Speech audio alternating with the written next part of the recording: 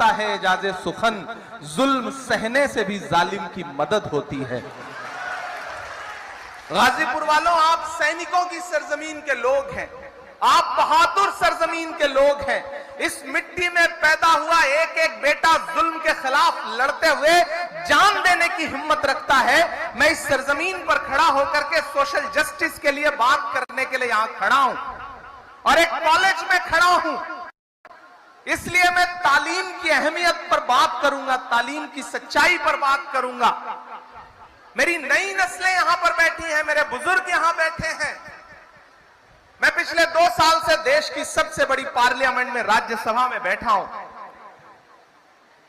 जब मुझे राज्यसभा में पहली बार लब खोलने का मौका मिला, बोलने का मौका मिला,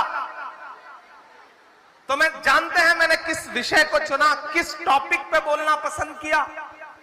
मैंने इलाहाबाद यूनिवर्सिटी की फीस वृद्धि के खिलाफ बोला, मैंने अलीगढ़ मुस्लिम यूनिवर्सिटी में हुए जुल्म के खिलाफ बोला, मैंने जामिया यूनिवर्सिटी की लाइब्रेरी में बरसाई गई लाठियों के खिलाफ बोला, मैंने जेएनयू से गायब हुए नजीब की मां के आंसुओं को आवाज दी।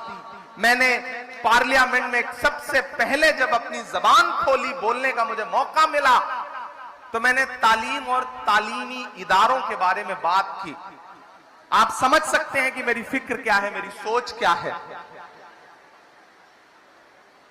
मैं एक बहुत दिल से यहां एक बात का एतराफ करता हूं कि आज जिस जुल्म के आप शिकार हैं, उस जुल्म में बहुत बड़ा हाथ आपके अशिक्षित होने का है। आप पढ़ना नहीं चाहते। हमें लगता है कि कोई एक रहनुमा आएगा, कोई एक हीरो आएगा, हमारी सारी समस्याएं खत्म कर देगा। नहीं, अपनी लड़ाई खुद लड़नी पड़ेगी। हम जिस दौर में जी रहे हैं, वक्त की ये जरूरत समझ लो, बिन पढ़े अब गुजारा नहीं है। ना कोई रहनुमा, ना हुकूमत, कोई भी अब तुम्हारा नहीं है।